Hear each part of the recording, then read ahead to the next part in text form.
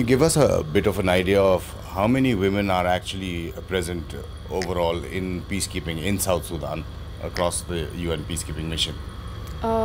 Okay, so with the increasing emphasis on gender parity, the UN is really harping upon increasing the female peacekeepers, which they are aiming at going to about 15%, which presently is around somewhere roughly around 2.5% because of the TCCs, that is the troop contributing countries.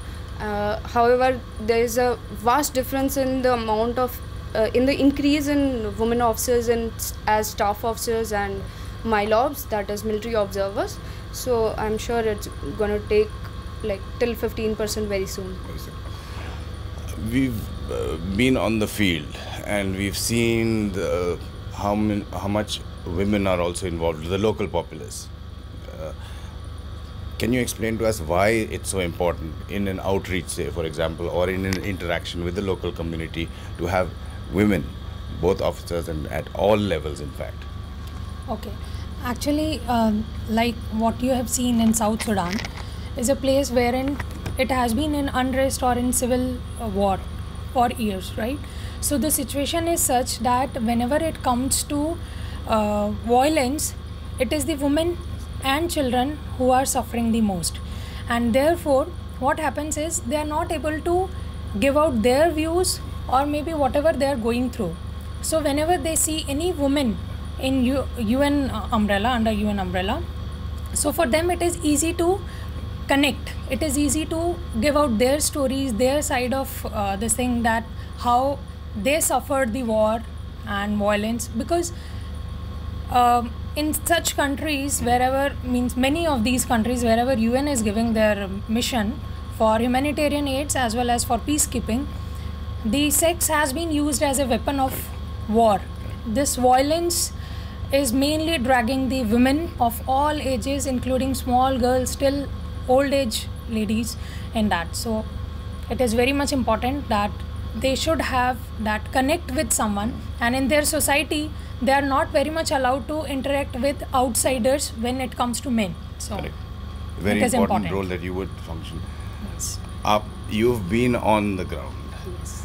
Give us some examples of how it has affected better communication, better implementation, because a woman has been present there in situations just we कह रही थी कि sex is rape is used as a weapon of war in situations like this. Yeah, so first of all, I would tell you I've been lucky enough that I got to go on fields.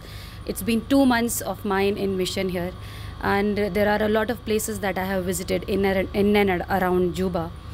तो मैं जब भी field में जाती हूँ, I see कि इतनी सारी लेडीज़ और बच्चे जो कि जब मैन आते हैं, they feel a same kind of fear from them, जो कि परपेटर्स होते हैं उनसे उन्हें लगता है वही फेयर उन्हें मैन इन यूनिफॉर्म से लगता है, because they don't know they are there to protect them.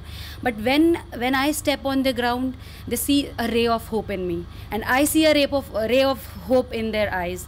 So it's so good that they have a sparkle. Even the children, they run towards me, the women, they run towards me, and they are very much eager to share everything with me, whatever they could not share with anybody. Like day before yesterday, I had gone to a village named Parity. So when the men from the APC, they went down with their weapons, the women, they hid inside their huts. So none of them कुछ ऐसे देख रहे थे झांक के कि कौन आ गया है वेपन के साथ, इतने सारे लोग क्यों हैं. As a military observer, I am not supposed to carry weapon. So I was without weapon. When I went down, so one tried to come out, the another tried to come out. फिर 2 बच्चे आए मेरी तरफ दौड़े. Then and I have learned a little bit of Arabic, so I tried to converse with them in the Arabic, like greeting them. So they were so happy, and then with the help of the interpreter, they told me what is going on in their lives, what is happening around them.